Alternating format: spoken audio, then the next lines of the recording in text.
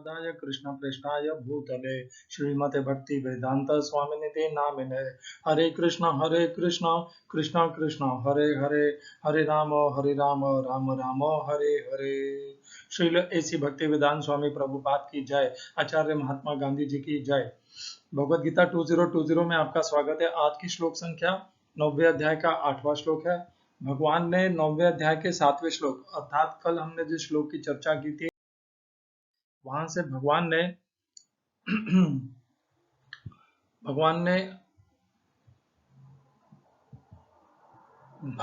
के और जीवात्मा के या समस्त भूत प्राणियों के मध्य में प्रकृति की क्या भूमिका है, इसके ऊपर भगवान ने प्रकाश डालना प्रारंभ किया है। तो भगवान ने कल हमें कहा सर्वभूतानि कौन्तेय प्रकृतिम यान्ति मामिकाम कल्पक्षये पुनस्तानि कल्पादौ विसृजाम्यहम्।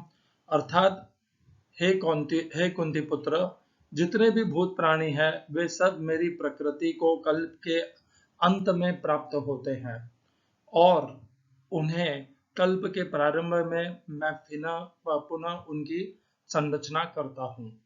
तो इस श्लोक के माध्यम से भगवान ने हमें स्पष्ट बता दिया कि ब्रह्मा जी रचना नहीं करते हैं, सृजन नहीं करते हैं भूत प्राणियों का, स्वयं भगवान करते हैं, भगवान श्री कृष्ण करते हैं।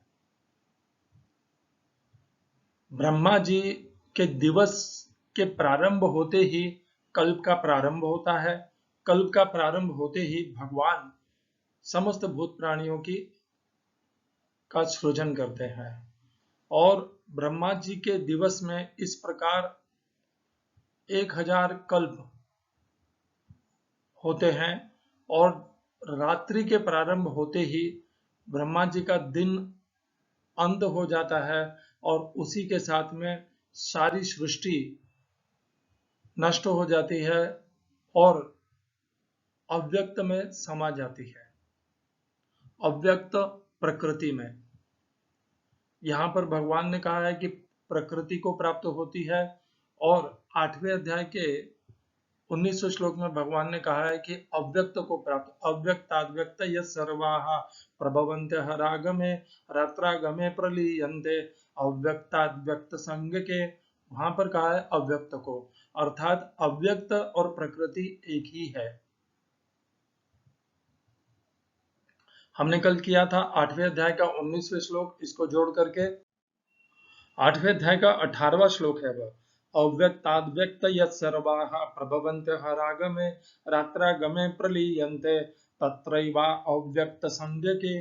तो वहां पर भगवान ने 8वें अध्याय के 18वें श्लोक में कहा कि सब कुछ अव्यक्त से उत्पन्न होता है और लय होते ही पुनः अव्यक्त में समा जाता है। और यहाँ पर 9वें अध्याय के 7वें श्लोक में भगवान ने कहा कि सब कल्प के अंत में प्रकृति को प्राप्त होते हैं और कल्प के प्रारंभ में प्रकृति के माध्यम से ही भगवान उनका सृजन करते हैं।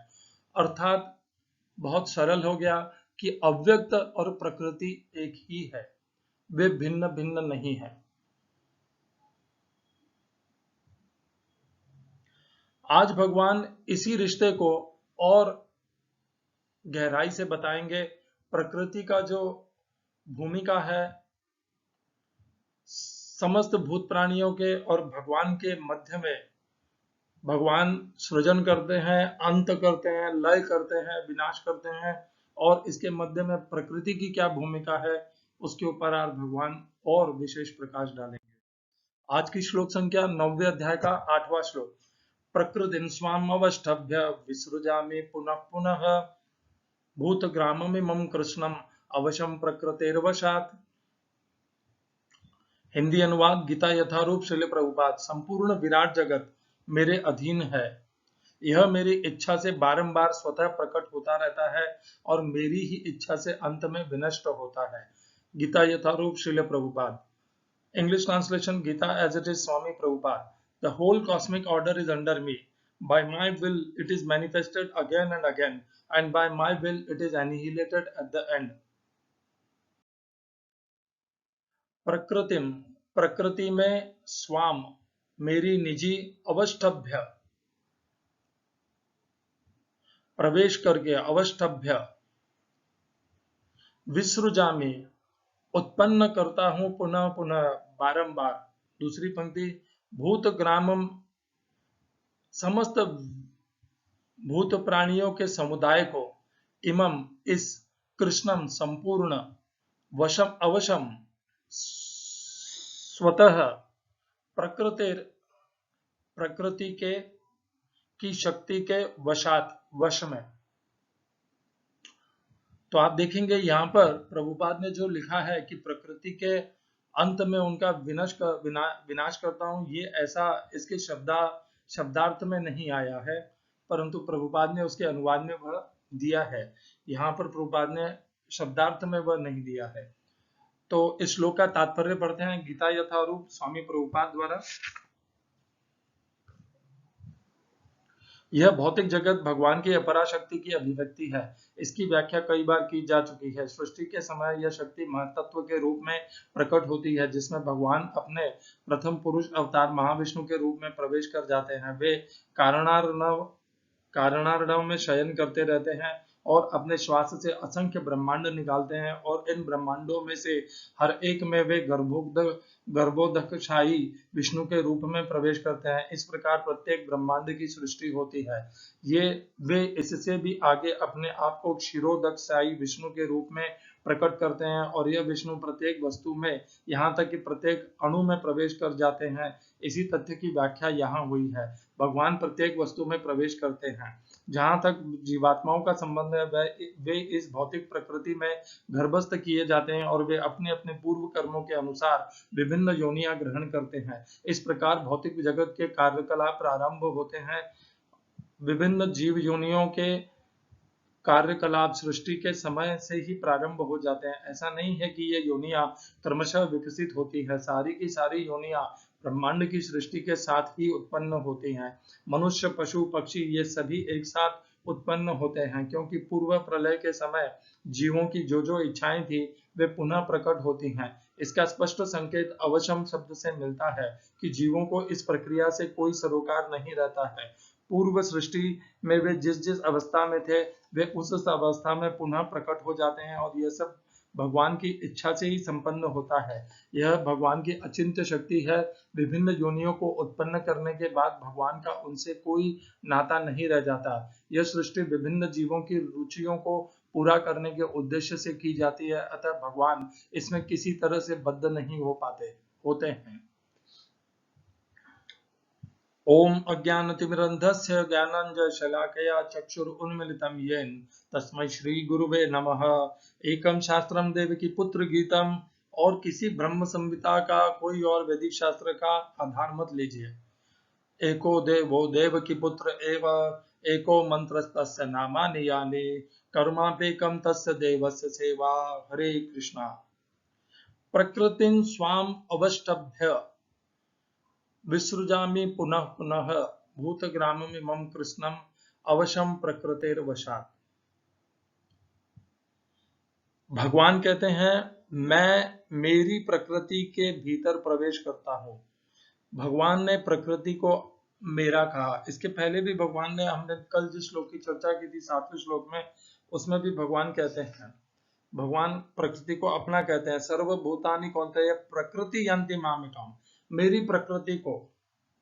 तो यहाँ पर वही कहते हैं भगवान, प्रकृतिं स्वाम अवष्टभ्य, मैं मेरी प्रकृति में प्रवेश करता हूँ। और प्रवेश करके क्या करता हूँ? भगवान का प्रवेश करने का उद्देश्य है विसृजामि, सृजन करना बारंबार। भगवान जब प्रकृति में प्रवेश करते हैं तो वे सृजन करने की इच्छा से प्रवेश करते हैं।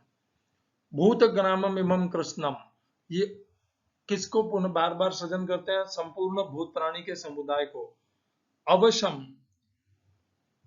अवशम स्वतः, वह अपने आप ही प्रकृति के वश में है। कौन? समस्त भूत प्राणी का समुदाय।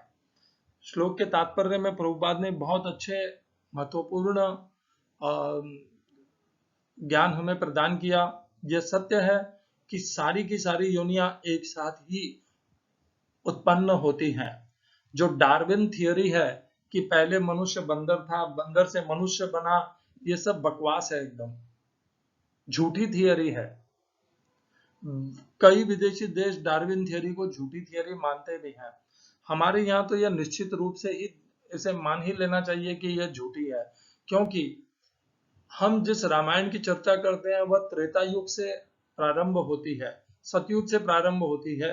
राम जी त्रेता युग में, सतयुग में जन्म लेते हैं और त्रेता युग में उनका कार्य काल होता है, कार्यकर्म उनका त्रेता युग में होता है। तो इस प्रकार उतनी पुरानी जब हम हमारी समाज को, मनुष्य को जानते हैं, तो हम ये कैसे मान लें कि डार्विन थियरी होती है। तो है किसी भी रामायण, महाभारत या गीता के ऊपर विश्वास करने वाले के लिए डार्विन थियरी को मान लेना मूर्खता होगी और असंभव भी होगा, दोनों ही होगा। तो डार्विन थियरी तो है ही व्यर्थ की थियरी है। किसी भी साइंटिस्ट ने अपने लाभ के हेतु अपने एक ऐसी थियरी प्रस्तुत कर दी और उसको किसी भी तरीके से प्रमाणित भी कर दिया उसने। और जो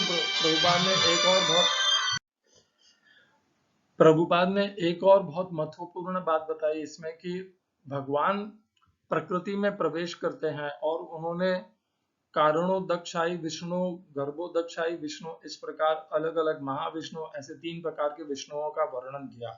ये जो 3 प्रकार के विष्णुओं का प्रभुपाद ने वर्णन किया इस श्लोक के तात्पर्य में, इस प्रकार का भगवान विष्णु का वर्णन भगवत गीता में तो कहीं नहीं आता है। ब्रह्म संहिता में या वेदों के अन्य शास्त्रों में ऐसा वर्णन आता है। क्या हमें उन वर्णनों को भगवत गीता की चर्चा में सम्मिलित करना चाहिए? आवश्यकता तो नहीं लगती। यदि आवश्यकता होती तो भगवान श्री कृष्ण स्वयं यहाँ पर बता देते।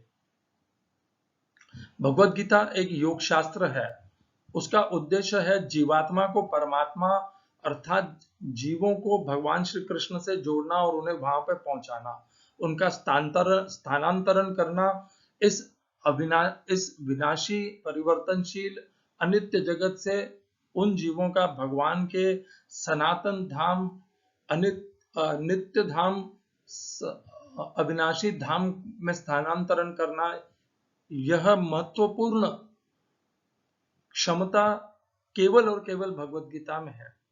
भगवत गीता में इसे ये हम इस प्रकार जाने कि महाविष्णु होते हैं, कारणोदक्षाई विष्णु होते हैं और गर्भोदक्षाई विष्णु होते हैं, इसकी आवश्यकता को भगवान श्री कृष्ण ने स्वयं उसको महत्वपूर्ण नहीं समझा। भगवान ये चाहते हैं कि हम सब में भगवान श्री कृष्ण को ही देखें, क्योंकि भगवत गीता में जहां जहां पर इस प्रकार के श्लोकों का वर्णन हुआ है, भगवान ने अहम और मम और माम ये सब शब्द ही प्रयोग किए हैं।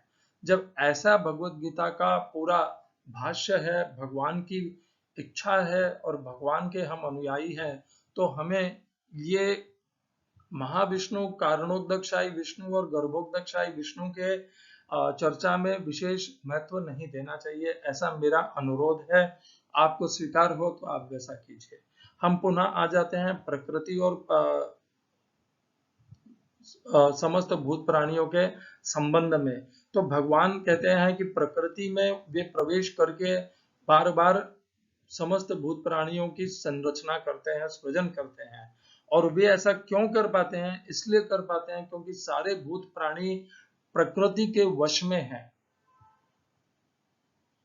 स्पष्ट कहा है भगवान ने इसमें, प्रकृतिर वशात। कैसे? अवशम, अपने आप ही प्रकृति के वश में है। प्रकृति की अद्भुत शक्ति है। याद करिए 13वें अध्याय का 20वां श्लोक, जिसमें भगवान ने कहा था प्रकृतिम पुरुषम चैव विद्यनादि उभावपि विकारांश गुणांचैव विद्धि प्रकृति संभवान। अर्थात प्रकृति और पुरुष दोनों अनादि हैं और उसी अनादि प्रकृति के से विकार और गुण उत्पन्न होते हैं। विकारांश गुणांश विद्धि प्रकृति संभवान। प्रकृति से संभव होते हैं विकार और गुण, और ये गुण ही मनुष्य को बांधते हैं। सत्वं रजस्तम इति गुणा प्रकृति संभवाः निबध्नन्ति महाबाहो देहे देहिनम अव्ययम। 14वें अध्याय का 5वां श्लोक है, जिसमें कहते हैं कि सत्वम रजस्तम इति, ये 3 प्रकार के गुण प्रकृति से संभव होते हैं। और यही 13वें अध्याय के 20वें श्लोक में भी कहा गया, निबध्नन्ति महाबाहो, हे महाबाहो, ये देही को देह से बांधते हैं। इनमें यह अद्भुत शक्ति होती है, ये प्रकृति से उत्पन्न होते हैं तीनों गुण, और यह हमें बांधने की शक्ति रखते हैं। इतनी जबरदस्त यह शक्ति है कि कोई ही इस प्रकृति के बंधन से, इन गुणों के बंधन से छूट पाता है। और वह तभी छूट पाता है जब वह भगवान श्री कृष्ण की शरण ग्रहण करता है, भगवत गीता का आश्रय लेता है और भगवान श्री कृष्ण के बताए हुए मार्ग का अनुसरण करता है, योगाभ्यास करता है और अपने जीवन को परिवर्तित कर देता है। तो भगवत गीता में जीने का एक मार्ग बताया है। हम सबको वह जीने का मार्ग नितांत असंभव जैसा लगता है, परंतु इस बात को आप जान लीजिए कि केवल और केवल वह एक ही मार्ग है जिससे हम इस भवसागर को, इस जन्म मृत्यु के चक्र को पार कर पाएंगे। पूरी भगवत गीता में भगवान ने वह एक ही मार्ग बताया है और दूसरा कोई पर्याय भी नहीं दिया है। यदि हमें अत्यंत प्रबल इच्छा है हमारे में कि हम इस जन्म मृत्यु के चक्र को लांघना चाहते हैं और नित्य सनातन अविनाशी को प्राप्त करना चाहते हैं, तब हमें भगवत गीता में बताए हुए मार्ग का अनुसरण करना ही पड़ेगा। उसके अतिरिक्त और कोई भी साधन है नहीं। पूरी भगवत गीता में एक ही साधन का वर्णन हुआ है, वह योग शास्त्र है, वह भगवान श्री कृष्ण के अनुसरण का शास्त्र है, भगवान श्री कृष्ण की समर्पण और श्रद्धा पूर्वक उनके सेवा का शास्त्र है। इस शास्त्र को जो समझ लेता है वही इस जन्म मृत्यु के चक्र से, इस प्रकृति के गुणों के चक्र से छूट सकता है।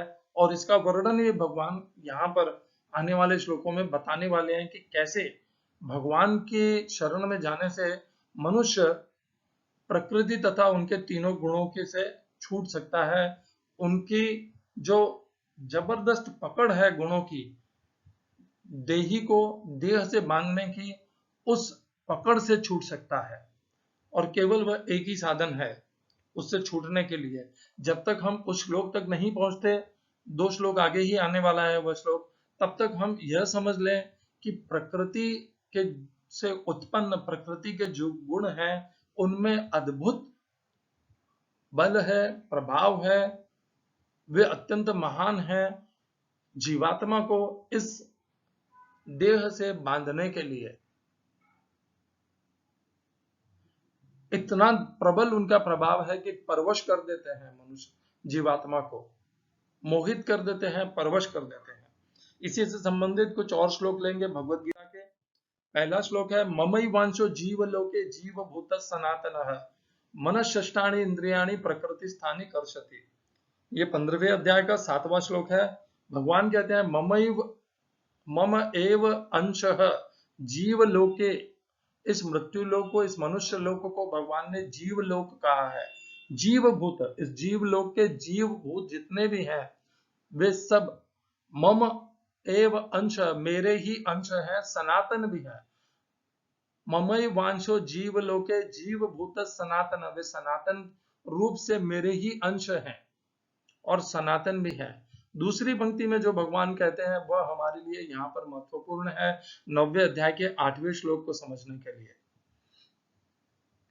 मनःषष्ठानि इंद्रियाणि, मन के सहित 6 इंद्रियों को प्रकृति स्थानी आकर्षित, ये जो मन के सहित 6 इंद्रियां प्रकृति में स्थित हैं उनको, उनसे वह आकर्षित होकर के उन्हें ग्रहण करता है प्रकृति से।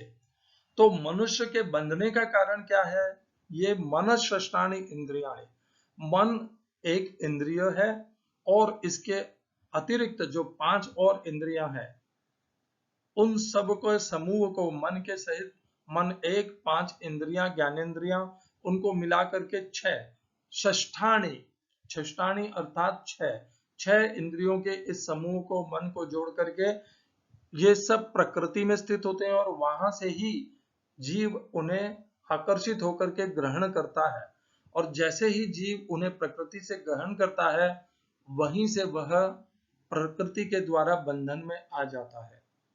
याद कीजिए 7वें अध्याय का 4था श्लोक, भूमि आप अनलः वायु। अब मुख्यतः ध्यान दीजिए, खम मनः बुद्धि एव च अहंकारम इति यम में भिन्ना प्रकृति रष्टधा। ये जो प्रकृति की 8 प्रकार की अपरा प्रकृति है, ये सब प्रकृति के अंश हैं अपरा रूप में, और जीव जो है वह भगवान की पराशक्ति है, परा प्रकृति है, और वह परा प्रकृति मूर्खतावश मोहवश प्रकृति की अपरा प्रकृति को प्रति आकर्षित होकर के उन्हें ग्रहण करता है, मन के सहित 5 ज्ञानेंद्रियों को। 5 ज्ञानेंद्रियां बुद्धि, मन, बुद्धि, अहंकार, इन सब को ग्रहण करता है वह, और जैसे ही वह उनको ग्रहण करता है वह प्रकृति के वश में आ जाता है। उसके बाद प्रकृति का पूर्ण नियंत्रण उस जीव पर आ जाता है, और जब तक मनुष्य उस प्रकृति के नियंत्रण को छिन्न भिन्न काटता नहीं है, तब तक वह इस जीवलोक, इस मृत्युलोक, इस मर्त्यलोक, इस मनुष्य लोक से मुक्त नहीं हो सकता, भगवान के अविनाशी नित्य सनातन धाम को प्राप्त भी नहीं हो सकता। तो क्या करना होगा कि मनुष्य उस 6 इंद्रियों के समूह से जिससे आकर्षित होकर के उसने ग्रहण कर लिया, उससे मुक्त होने के लिए, तो इसीलिए भगवान 6ठे अध्याय से हमें कहते आ रहे हैं कि मन को तो संयमित करना पड़ेगा, और दूसरे अध्याय में भगवान ने कहा कि प्रज्ञा को अर्थात बुद्धि को स्थिर करना पड़ेगा, और अहंकार से विमुक्त होना पड़ेगा। ये भगवान ने कहा, कर्मण्येवाधिकारस्ते मा फलेषु कदाचन मा कर्म फल हेतुर्भोगो मा ते संगोस्त्व अकर्मणि। इन सब के समूह को मिलाकर के भगवान ने भगवत गीता में वह शास्त्र व निर्देश व ज्ञान प्रदान किया है, जिससे हम मन, बुद्धि और अहंकार और इस प्रकार ज्ञानेंद्रियों का यह जो समूह है, इसके आकर्षण से, इसके प्रभाव से, इसके बलशाली पकड़ से मुक्त हो सके, जीवात्मा जीव मुक्त जिसे कहा जाता है, उस अवस्था को हम प्राप्त कर सकें। और जब तक हम उस अवस्था को प्राप्त नहीं करेंगे, मार्ग कर्मयोग हो, भक्ति योग हो, ज्ञान योग हो, तब तक हम भगवान के परम धाम को प्राप्त नहीं कर सकते। अगला श्लोक ये है 14वें अध्याय का 3रा श्लोक, मम योनिर महद ब्रह्म तस्मिन् गर्भम ददाम्यहम संभव सर्वभूतानाम ततो भवति भारत। तो 9वें अध्याय के 8वें श्लोक में भगवान ने कहा, प्रकृतिम स्वाम अवष्टभ्य विसृजामि पुनः पुनः। भगवान ने वहां पर कहा कि मैं अपनी प्रकृति में प्रवेश करके इन सब को बारंबार उत्पन्न करता हूं। और यहाँ पर भगवान कहते हैं 14वें अध्याय के 3रे श्लोक में, मम योनि ही, मेरी योनि है, कौन सी? महद ब्रह्म, जो महद ब्रह्म है, ब्रह्मदेव के लिए नहीं कह रहे हैं, ब्रह्मदेव एक देवता है, महद ब्रह्म वह प्रकृति कह सकते हैं आप उसे, वह अनादि है। उस अनादि प्रकृति को यहाँ पर भगवान महद ब्रह्म भी कहते हैं। तो प्रकृति और महद ब्रह्म एक ही है, क्योंकि दोनों के लिए भगवान ने वही कहा है। मम योनिर, भगवान ने कहा कि मेरी ही योनि है महद ब्रह्म, और वहां पर भगवान ने कहा प्रकृति स्वाम, स्वाम, स्वाम शब्द मम और स्वाम एक ही शब्द है। और फिर भगवान कहते हैं तस्मिन् गर्भम ददाम्यहम, उसमें प्रवेश करके उसको मैं ही गर्भाधान उसका करता हूँ उसका।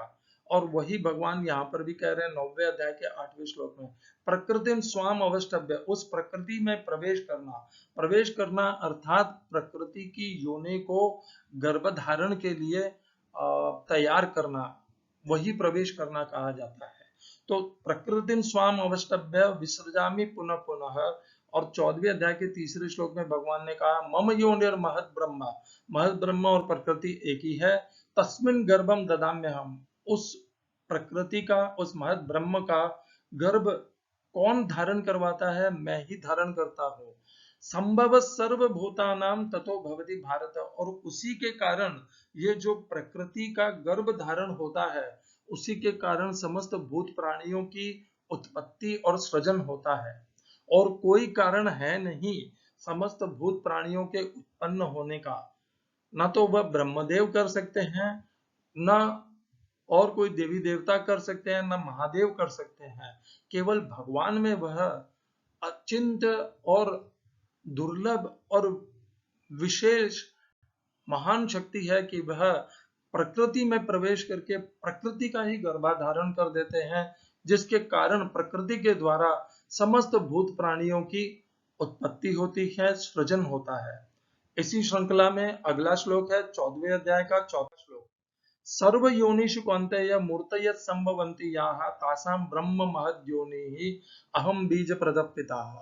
तो पिछले श्लोक से इसका संबंध है। भगवान कहते हैं जितनी भी प्रकार की योनियां है भूत प्राणियों की, जैसे हम मानते हैं 84 लाख प्रकार की योनियां है भूत प्राणियों की, तो भगवान कहते हैं सर्व योनिषु कौन्तेय मूर्तय संभवन्ति याः।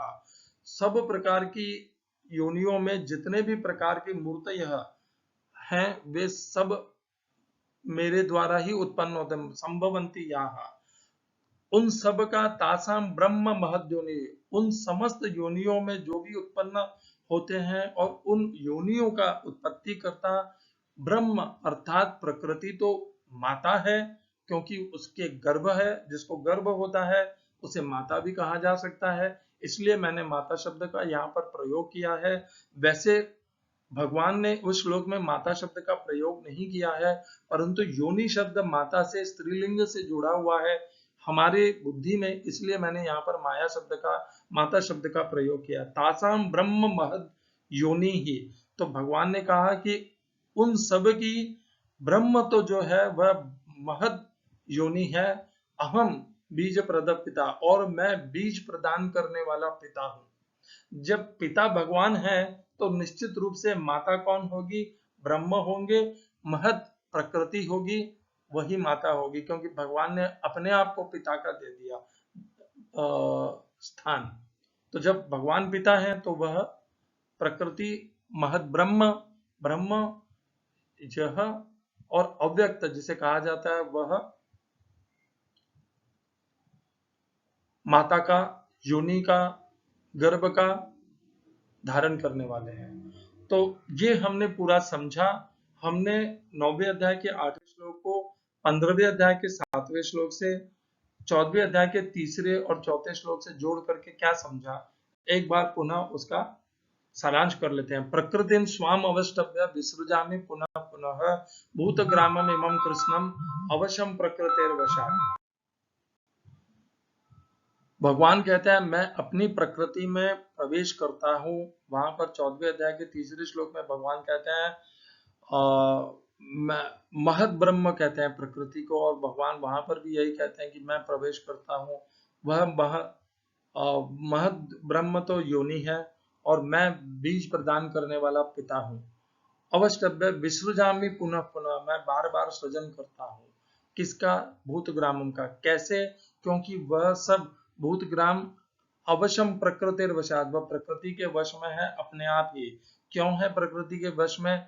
क्योंकि वह समस्त भूत प्राणी और जीवात्मा मन के सहित 6 इंद्रियों से ऐसे आकर्षित होते हैं कि वह उन्हीं के वश में हो जाते हैं, उन्हीं के द्वारा वह प्रकृति के गुणों के द्वारा वश में हो जाते हैं। सत्वस् रजस्तम इति गुणा प्रकृति संभवाः निबध्नन्ति महाबाहो देहे देहिनम् अव्ययम्। हमने इस श्लोक की चर्चा को करके हमने इतना समझ लिया कि जो पहले श्लोकों में 9वें अध्याय के 4थे से लेके 6ठे श्लोक में भगवान ने कहा कि अव्यक्त में सारी भूत प्राणी स्थित हैं और नहीं भी हैं, और उनका जो संबंध भगवान ने बताया, अब भगवान ने यह संबंध और स्पष्ट कर दिया कि भगवान तो बीज प्रदान करने वाले पिता हैं, और जो प्रकृति है जो हमें दिखाई नहीं देती है वह प्रकृति, और उसे हम महद् ब्रह्म भी कह सकते हैं, उसके भीतर भगवान प्रवेश करते हैं और उसकी योनि में गर्भ को धारण करवाते हैं, बीज को प्रदान करते हैं, और उसी के द्वारा, उस प्रकृति के द्वारा फिर समस्त भूत प्राणियों की संरचना भी होती है, और अंत में भगवान ही उस समस्त भूत प्राणी के समुदाय का नाश भी करते हैं। ये सब इसलिए संभव हो पाता है क्योंकि हम समस्त भूत प्राणी अपने आप को स्वतंत्र जानते हैं, मानते हैं। यह हमारी मूर्खता है। हम पूर्णतया प्रकृति के गुणों के और मन बुद्धि अहंकार के वश में हैं। हम परतंत्र हैं, रहेंगे जब तक हम प्रयत्न करके अपने आप को स्वाधीन नहीं बना लेते, अपने मन बुद्धि और अहंकार से मुक्त नहीं हो जाते। हरे कृष्णा। श्रील ऐसी भक्ति वेदांत स्वामी प्रभुपाद की जय। आचार्य महात्मा गांधी जी की जय। हमारा मार्ग कर्मयोग हो, भक्ति योग हो, ज्ञान योग हो, जो भी हो, हमें प्राप्त तो यही करना है कि हमें मन बुद्धि और अहंकार पे पूर्ण नियंत्रण प्राप्त करना है, ताकि वे हमें प्रकृति के बंधन से बांध नहीं सके, हम उनके बंधन में नहीं रहें और मुक्त हो जाएं। हरे कृष्णा।